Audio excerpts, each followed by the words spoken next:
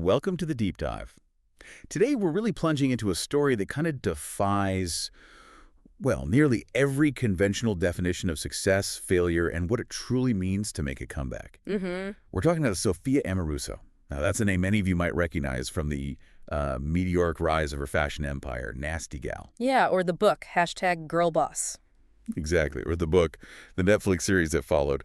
But here's where her journey takes a particularly compelling turn, I think.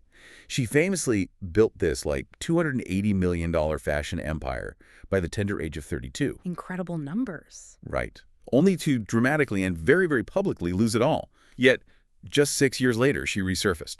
And not quietly, retreating from the public eye. No, not at all. But with a reported $20 million fortune and what seems like a dramatically sharper, much more intentional sense of purpose. It's quite the arc. It really is. Yeah. This isn't your typical rags to riches story that just ends with a neat little happily ever after bow. It's raw. It feels incredibly real. It's a journey of redefining what failure actually means. Understanding the true costs of fame and that kind of hypergrowth and the evolving idea of what it really takes to be a powerful entrepreneur or, as is famously dubbed, or girl boss. Yeah, that term itself carries so much weight now. It does. And here at the Deep Dive, our mission is always pretty straightforward. We take a stack of your sources, could be articles, research papers, our own notes, and we try to extract the most important nuggets of knowledge. Yeah, the key insights. Exactly. Those surprising facts, those aha moments Yeah. that make you feel genuinely well-informed, but hopefully without that feeling of information overload. Cutting through the noise. That's the goal. So today's mission is just that. To deep dive into Sophia Amoruso's remarkable story. We want to uncover the boldest insights, maybe the rawest lessons behind what truly constitutes, lasting wealth and purpose. This isn't a story about luck, really, or unearned privilege. No, definitely not. It feels more like a masterclass in rebellion, reinvention, and honestly, an almost unbelievable resilience that I think we can all learn something from. For sure. There are layers upon layers there. So, as we meticulously walk through this incredible, often tumultuous arc of her life and career, here's the central question we invite you, our listener, to kind of keep in mind.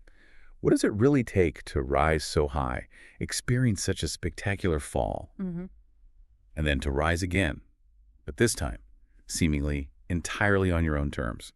This is a story defined by ambition, absolutely, but also its often hidden costs and the deep, hard-won wisdom that's found not just in, breaking hard, but in coming back, stronger, clearer, and fundamentally different. Yeah, let's unpack that. It truly is an extraordinary journey, one that, like you said, challenges so many conventional narratives of success. Most people only saw the headlines, right? The big rise, the public A collapse. simplified version. Exactly.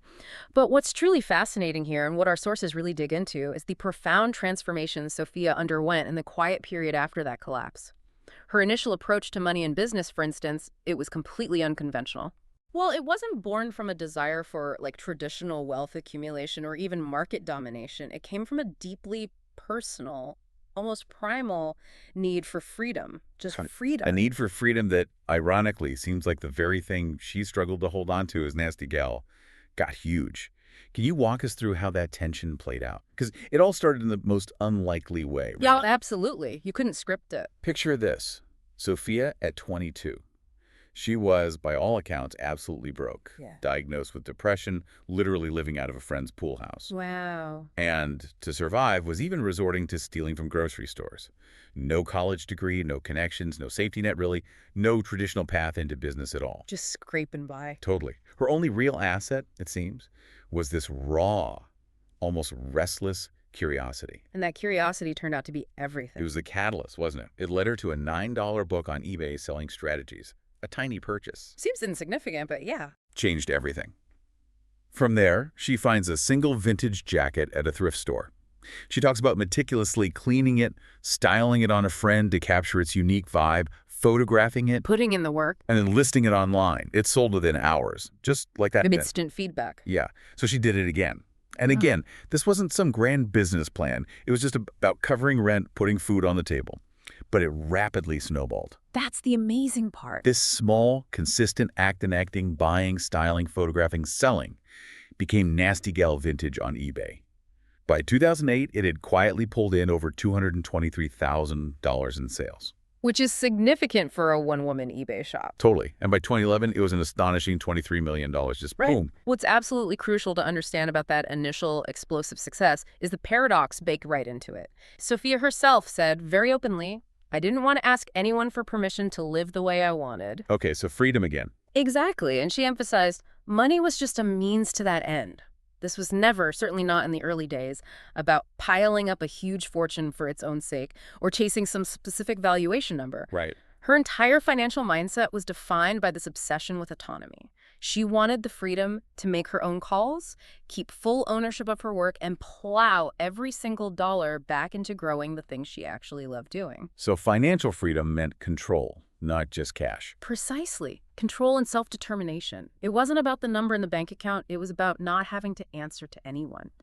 And this initial clarity of purpose, the singular focus on using money as a tool for personal freedom rather than an end goal in itself, that was the engine behind her explosive early growth. It's so different from the usual startup story, isn't it? Completely. It stands in stark contrast to those traditional entrepreneurial motives, which often revolve around getting VC funding, dominating a market, or engineering a big exit.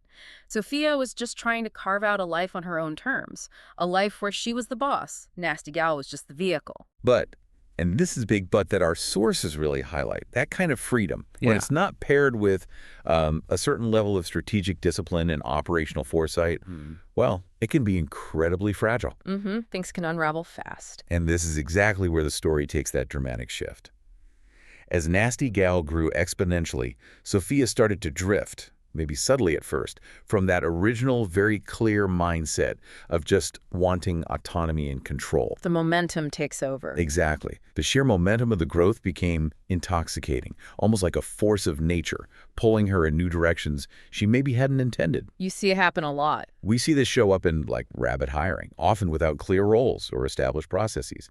There was the renting of expensive, flashy offices in prime locations. The optics. Right, and significant investment in high-risk marketing campaigns that needed serious capital. She moved from that raw, intuitive grassroots thing to just pure, unbridled ambition, scaling incredibly fast, but crucial. Without the foundations. Yeah, without establishing the necessary systems and operational structures. It wasn't just a small oversight. It was a fundamental break from how she started.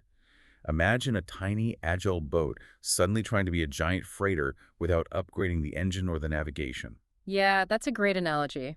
And this is where we see a really profound lesson emerge, an aha moment that defines so much of her later wisdom and what she teaches now. What's that? Our sources confirm when Nasty Gal hit that $100 million in annual revenue mark, Sophia was absolutely a public fashion mogul. She's in Forbes, Vogue, the face of modern entrepreneurship. The hashtag GIRLBOSS icon. Exactly. But quietly, behind the curtain, she was increasingly overwhelmed. The company was undermanaged, and she found herself getting further and further away from the very passion that started it all, finding those unique vintage pieces, that personal connection with her audience. Losing the original spark. Precisely. The stark lesson she learned the hard way, which she talks about so clearly now, is this. When money comes faster than your mindset evolves, it can become a liability. Wow. Say that again? When money comes faster than your mindset evolves, it can become a liability. Think about that. It's not just about managing the money itself, but managing yourself and your approach as your thing grows. That's huge. For Sophia, that unchecked growth basically eroded the very independence she built Nasty Gal for. The relentless chase for scale ultimately undermined the autonomy she craved initially. And it all culminated in the company filing for Chapter 11 bankruptcy in 2016. Right. For anyone familiar, Chapter 11 is a legal process. It lets a company try to reorganize its debts while staying in business. Though in Nasty Gal's case, it ultimately led to them being bought out, not a full turnaround under her. Exactly. It's a powerful warning that just chasing growth without evolving your own leadership and operations alongside it can really pull you off course. And her own reflection on this period is incredibly profound, so honest. She later confessed, "I was so obsessed with being self-made, I forgot to ask if I was building a life I actually wanted." Ugh, that's a depth punch, isn't it? It really is. It makes you wonder.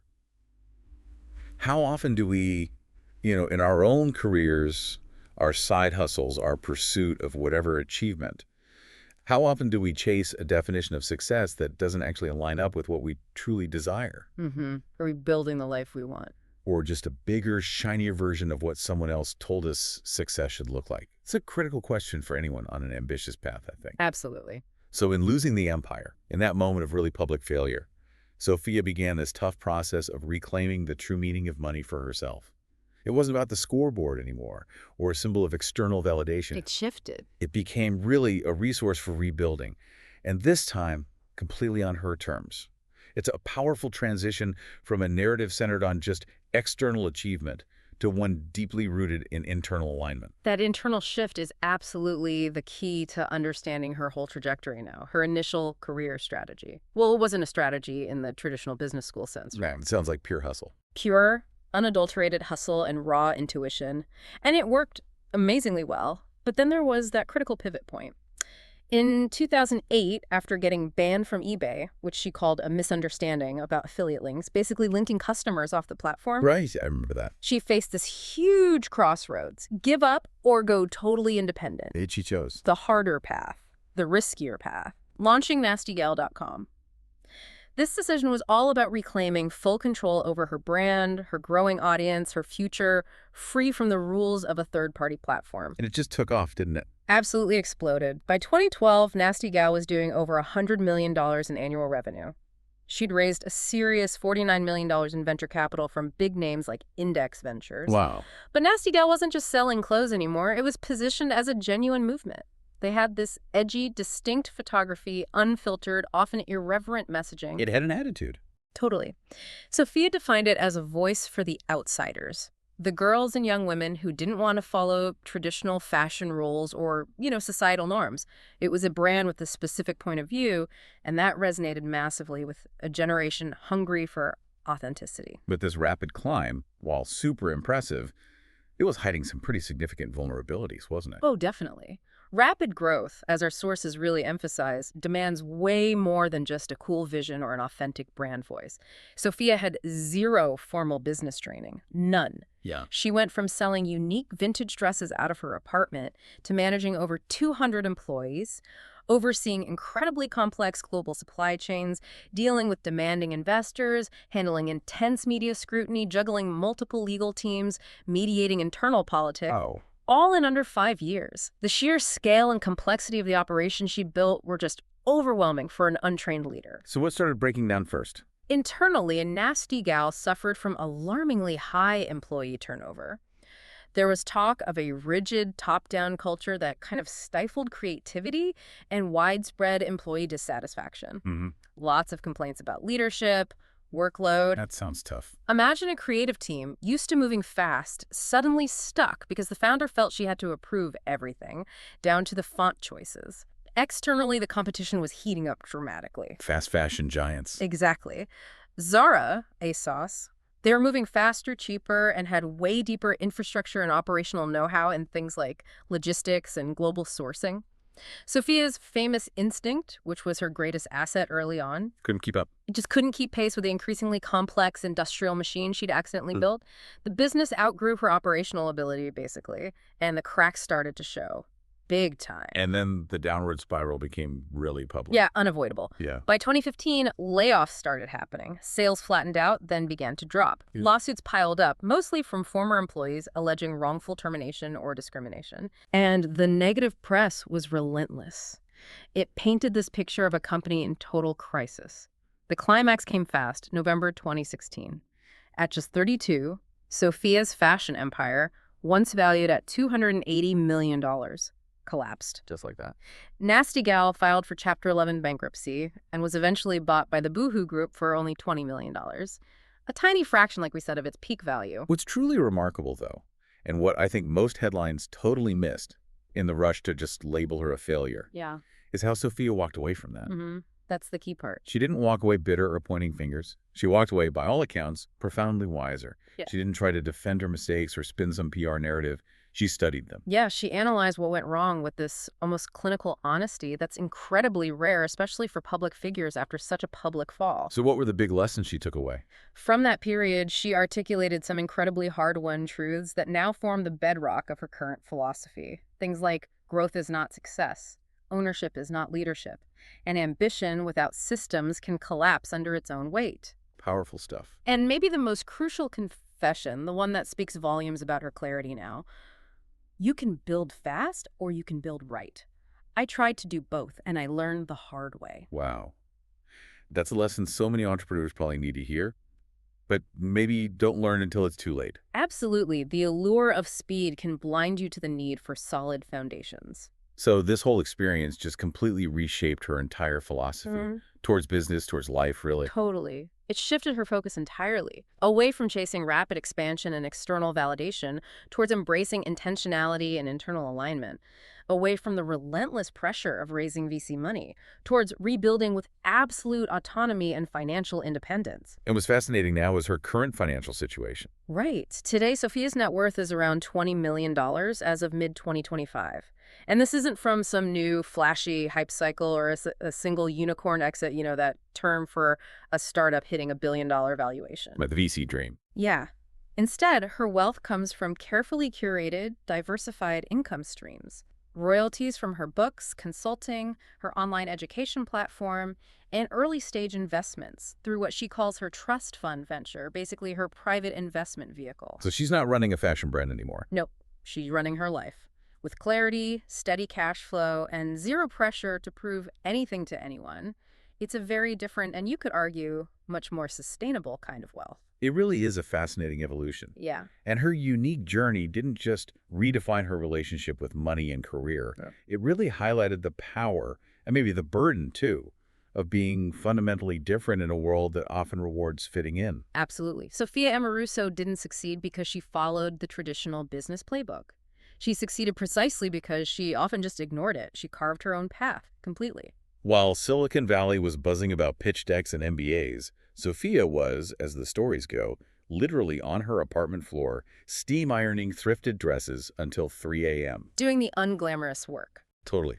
Handwriting personalized thank you notes to every single customer, sometimes adding a little gift.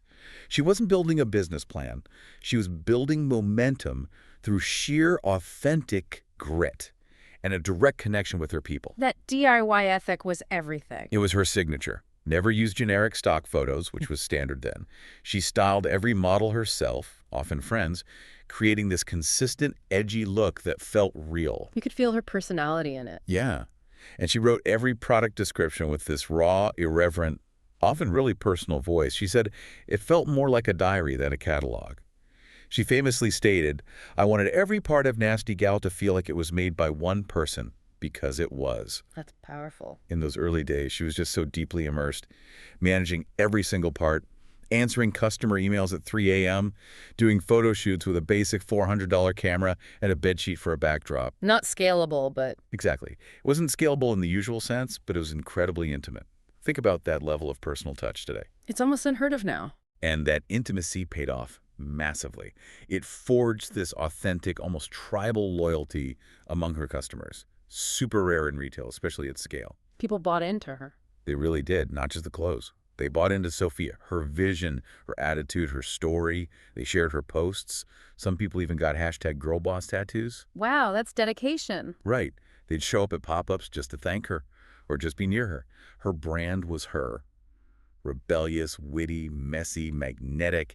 She didn't talk or act like a typical CEO, and that's exactly why she resonated and stood out. She became an icon for a generation. But that very strength, that radical uniqueness and singular vision, it also carried a significant burden, didn't it? How so? Our sources show that Sophia struggled massively with delegation as the company grew.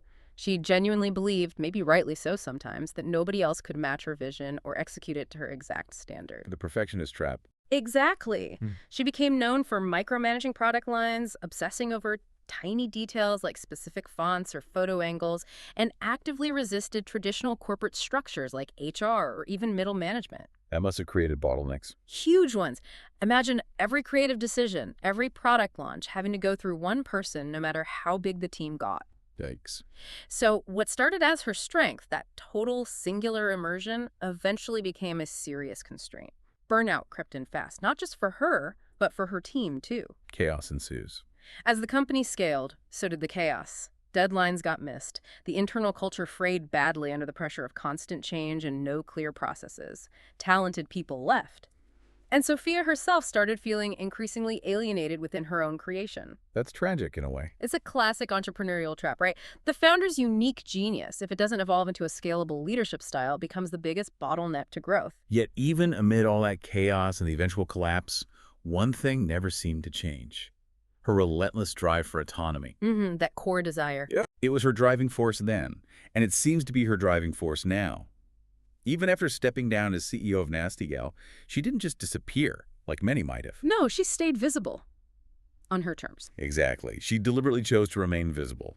She launched GIRLBOSS Media, hosted these inspiring rallies, wrote more books, built new communities, all rooted in that same core behavior of direct, unfiltered storytelling that launched Nasty Gal in the first place. She found a new channel for it. She seems to live by this core principle now, one that really defines her second act. Being successful doesn't mean acting like someone else. It means doubling down on who you are. Own your difference. Right. This mindset has really become her current operating system. Whether she's advising other founders privately, teaching in her business class course, or making angel investments, Sophia isn't selling generic business formulas. No cookie-cutter advice. She's teaching founders how to trust themselves, especially when they feel weird, different, or underestimated. Yeah. She champions the idea that your quirks can actually be your greatest asset. And that message resonates. Hugely. The impact is undeniable. Thousands of young entrepreneurs, especially women, now cite her not just as a successful founder, but as a mirror. She's proof that you can be both chaotic, incredible, messy and magnetic, rebellious, and still rich. That's powerful validation for people. Think about that. How powerful is it to see someone succeed not just despite, but because of their authentic, sometimes unconventional self, rather than trying to squeeze into some predefined mold? It's a message that hits home for anyone fighting those homogenizing pressures in business today. Absolutely. And that connection to authenticity brings us right to her deep personal transformation, which really at its core was an identity crisis. More than just business failure. Oh, much more. The public collapse of Nasty Gal wasn't just a company failing. It was a complete shattering of Sophia's public and private self. For years, she'd been celebrated as the face of modern female entrepreneurship. Forbes 30 Under 30, Vogue features, the hashtag GIRLBOSS memoir selling 500,000 copies, the Netflix show. She was the symbol. Exactly. She was an icon, the embodiment of a movement. And she confessed, with brutal honesty, I built my entire identity around a business, and when that business went under, I didn't know who I was anymore. Wow. That's a stark reminder, isn't it? When our self-worth gets so tangled up with external achievements and public perception. The fall hits differently. Yeah, the fall, when it comes, can be truly catastrophic to your sense of self. It's not just losing money, it's losing who you thought you were. So what came next was anything but glamorous. Right. No press tours, no parties, just this intense, unglamorous period of grief, deep therapy, and profound silence. Just processing. And wrestling with that single urgent question that cut through all the noise. What does success truly mean if I'm miserable living it? That question forced a total reevaluation. A necessary one, it sounds like. In that quiet, deliberate space, Sophia did something really rare for a public figure of her status. She essentially disappeared.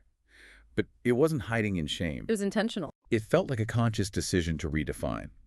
She started journaling obsessively, questioning her ego, sitting with really deep discomfort, and slowly, painstakingly, rebuilding herself, piece by piece, not just her brand image. That takes courage. The crucial realization that came out of that was that she didn't want to run another giant company. She didn't want to manage 200 employees again. She didn't want to be the public face of a whole movement or carry the weight of this massive organization. So what did she want? What she truly wanted, above everything else, was alignment. To live, work, and create entirely on her own terms, without the crushing pressures of scale, external expectations, or public spectacle. Alignment over scale, that's a big shift. And this profound change in philosophy led to what some of our sources call a radical act of non-performative clarity. Explain that. In 2017, she did launch GIRLBOSS Media, but it wasn't retail. It was a content and event platform for ambitious women community education. And it was successful. They hosted conferences, built a loyal following. But by 2020, Sophia stepped down from that too. And this wasn't because it failed or was losing money. It was a conscious, deliberate decision rooted in that new clarity she'd found. She simply said, just because I'm good at something doesn't mean I have to keep doing it. Wow. That is radical in today's world. Totally revolutionary in a culture that expects constant escalation, bigger, faster, more. She walked away because of growth and a renewed sense of purpose, not because of loss. That's fascinating. And this pivotal decision pushed her toward a leaner, deeper model of work that prioritized that alignment. She started Business Class, her 10-week online course. High value, high touch, fully remote. She could literally teach it in sweatpants from home. No big overhead. Exactly. No flights, no stage lighting, no team of publicists. She wasn't building another sprawling brand. She was building a life that actually suited her. And this radical clarity led to her new decision framework, which is incredibly insightful. I think it's applicable to all of us. It really is. She now guides every choice she makes with 3 simple but profound questions. First, does this give me energy or drain me? Crucial. Second, am I doing this to impress or to feel alive? Checking the motivation. And third, maybe the most powerful one for anyone navigating external pressures. What does success look like if no one's watching? Ooh, that hits hard. Right. Just think about applying that framework to your own choices, career decisions, personal pursuits. What would actually change if you filtered every opportunity, every obligation through those 3 questions? It forces a deep reevaluation of what truly matters to you, separate from what everyone else thinks. Completely. It's absolutely a game changer. Sophia Amoruso once built that $280 million company, a massive external achievement. But as she's learned and now powerfully teaches, her real wealth truly began when she lost it. How so? Because in that loss, she gained the profound freedom to say no to everything that didn't align with her core values. Her mantra today really sums it up. You don't have to monetize everything you're good at. Sometimes the win is peace. That is a radical redefinition of value, isn't it? Yeah. Especially in a world that often equates net worth with self-worth. Completely radical, and it's led to a completely redefined sense of influence for her. Yeah, she never explicitly set out to be a traditional role model, like on a pedestal. Yet, through her very public rise, her equally public fall, and then this incredibly deliberate, authentic redefinition, she became something else, maybe more powerful. Like what? Like a mirror, reflecting the contradictions, the fierce ambitions, and the quiet, often unspoken truths of a generation trying to succeed without, selling their soul or sacrificing their well-being in the process. That makes sense. She embodies the complexities. Our sources indicate that after consciously stepping away from GIRLBOSS media, Sophia did what few high-profile entrepreneurs would dare to do. She went niche. Pulled back. Yeah. Stopped chasing mass appeal. Focused instead on depth, building high-trust communities, mentoring smaller groups of founders, backing bold, often unconventional entrepreneurs through her private trust fund venture. It's a strategic move that clearly prioritizes quality over quantity, intimacy over scale.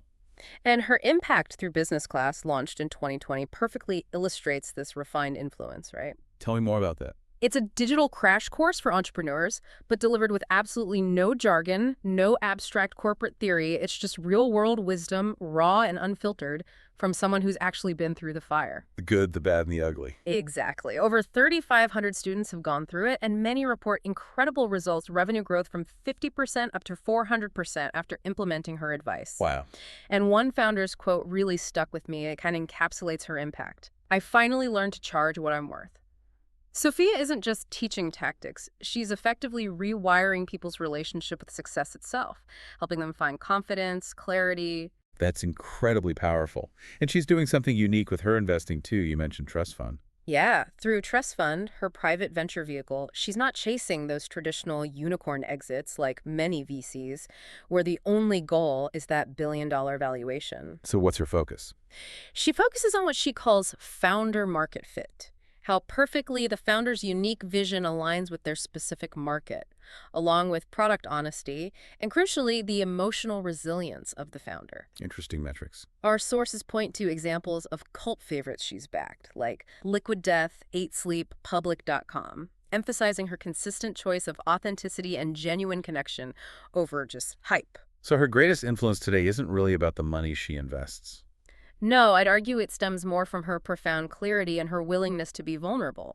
She uses platforms like Instagram, LinkedIn, curated podcasts to share the unfiltered truths of entrepreneurship. Like what? The burnout, the anxiety, the missteps, the absolute necessity of hard resets sometimes. She doesn't posture or do those humble brags. She actively de-romanticizes the hustle, pulls back the curtain on the grind. Which makes her more relatable. Exactly, and far more trusted than any perfectly polished keynote speaker. As she says now, with this earned wisdom, there's no glory in grinding yourself into the ground. Power is knowing what you want and saying no to everything else. Her voice has definitely evolved. Massively. From rebellious to refined, from raw to deeply resonant, she no longer speaks for women in that broad, iconic way. She speaks with them as a guide, a fellow traveler. Her current mentorship focuses intensely on not just launching, but lasting, especially for women and LGBTQ+ entrepreneurs who often face unique challenges. So her legacy now is tied to emotional intelligence in business. And building a sustainable, fulfilling path, it's really quite remarkable. It truly is. In a world just obsessed with going big, with hyperscale and viral fame, Sophia Amoruso is this compelling case study in going deep. Not viral, not loud, but profoundly real. And real, as she's proven, is what ultimately scales trust and builds lasting impact. Which brings us to maybe the most profound part of her story, the long game. Right. When Nasty Gal filed for Chapter 11 back in 2016, the common expectation, certainly in the business world, probably in the public eye too, was that Sophia Amoruso would just vanish. Become a footnote. Yeah, another cautionary tale, another bright spark that burned out too fast, especially maybe in a male-dominated business world that often celebrates men's wins and buries women's mistakes under criticism. But she didn't vanish. No. She did something far more radical, something few people would have the courage or foresight to do. She paused. And in that profound, probably painful pause, she fundamentally rewrote her own endgame. She wasn't just taking a break, she was recalibrating her entire life's trajectory. And the crisis she faced was truly multifaceted, right? It went way beyond just the finances of Nasty Gal collapsing. Oh, yeah. It was deeply personal. It was severely reputational, emotionally devastating. Her company crumbled in the full glare of the public eye. Her leadership was questioned from every angle. She became a symbol of a certain kind of entrepreneurial hubris for some critics. And the hashtag GIRLBOSS backlash. Exactly. Even the hashtag GIRLBOSS movement she helped spark was, for a time, turned against her amidst this broader backlash against what some called toxic feminism or performative empowerment. Basically, the idea that some leaders were more about appearances than real change.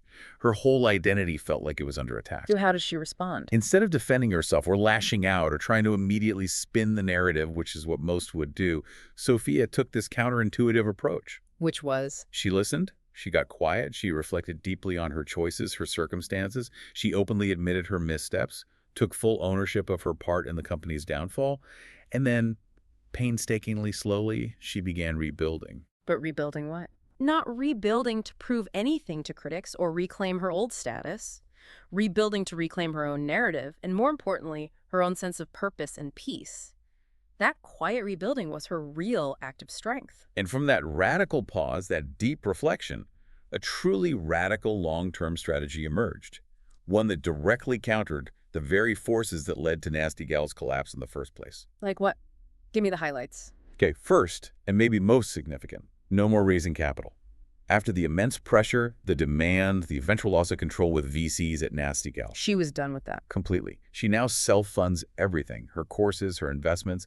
This gives her absolute freedom to move slowly, intentionally, in complete alignment with her values, no investor expectations hanging over her. Total control. Back to the beginning, in a way. Exactly. Second, small is powerful. She consciously scaled down her team, her operations, even her ambitions, not out of fear, but out of focus and a desire for sustainability. She now optimizes for profit, yes, but also personal peace, longevity, not press headlines or chasing the next big thing. Yeah, quality over quantity. Right. Third, and maybe most crucial for her personally, protect the brand by protecting the person. Sophia completely separated her self-worth from her net worth. That's huge. Monumental. She stopped measuring success in headlines or valuations or public praise. Started measuring it in personal terms. Boundaries, sleep, mental clarity, inner peace. A total shift in definition. Healthy. And finally, build tools, not idols. Her main thing now, business class. It isn't about her being an icon or asking people to follow her exact path. It's a practical toolkit, a roadmap, explicitly designed to help other founders avoid the exact mistakes she made. Paying it forward with practical lessons. It's about empowering others with her hard-won lessons, not just celebrating her past achievements. So these quiet, deliberate strategies allowed Sophia to create something she never really had before. A sustainable ecosystem around her work, not just a scalable business that could collapse under its own weight. A fundamental shift in approach. Valuing resilience, emotional intelligence, just as much, if not more than, revenue growth. And her current net worth, that $20 million as of mid-2025, it wasn't from one big unicorn exit. It was built slowly, intentionally. Diversified income, book royalties, the education platform, small equity stakes from her investments, consulting. A slow build. She's not chasing the next big thing, the next viral trend. She's nurturing long plays, meticulously building trust, cultivating her reputation for authenticity, developing emotional stamina for the long haul, as she put it so clearly. I don't want to go viral. I want to be trusted.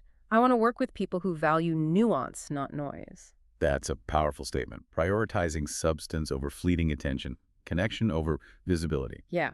The profound lesson here is that crisis taught her the true power of the long game. One rooted not in revenge or just reinventing the same model, but in deep, meaningful realignment with her core values and deepest desires. And her ultimate goal today. It doesn't seem to be about being everyone's hero or a symbol for a movement anymore. It's simpler, maybe harder.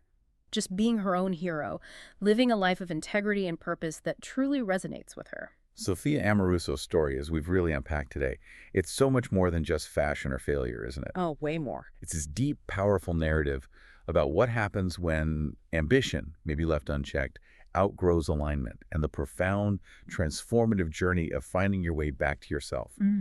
She built an empire from a single thrift store jacket, lost it all, trying to scale faster than her soul could possibly keep up. And then, in the quiet aftermath of that very public collapse, she built something far, far more valuable. Herself, completely on her own terms.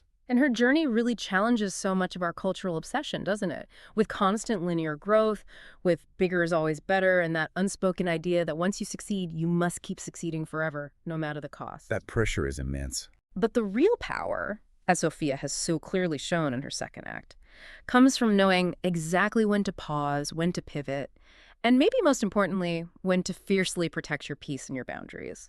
She didn't just survive public failure, she masterfully turned it into private freedom.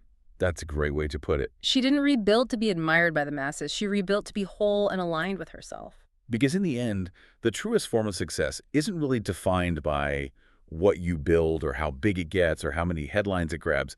It's fundamentally about how you live, how you feel day to day, and whether your actions actually align with your deepest values. Living authentically. Sophia Amoruso today isn't running a unicorn company. She's not trying to impress Silicon Valley or prove anything to her past critics. She's just running her own playbook, quietly, profitably, and fully, it seems, on purpose. A different kind of win. And maybe, just maybe, that's the real evolved definition of a #GIRLBOSS. Not the relentless hustle or the endless headlines, but the quiet grace to truly evolve, to learn, and to build a life entirely on your own terms. So a thought for you, our listener, to maybe mull over. If you've ever failed publicly, if you've ever built something too fast, only to watch it stumble, or if you've ever felt lost in the intense pursuit of what the world calls success, Sophia Amoruso's story is this powerful reminder. You can come back. Definitely. And you can come back better, not by trying to rebuild the exact same thing, but by building with new wisdom, with clarity, with boundaries, and entirely on your own terms. It's a path that values purpose over performance, and maybe inner peace over external acclaim.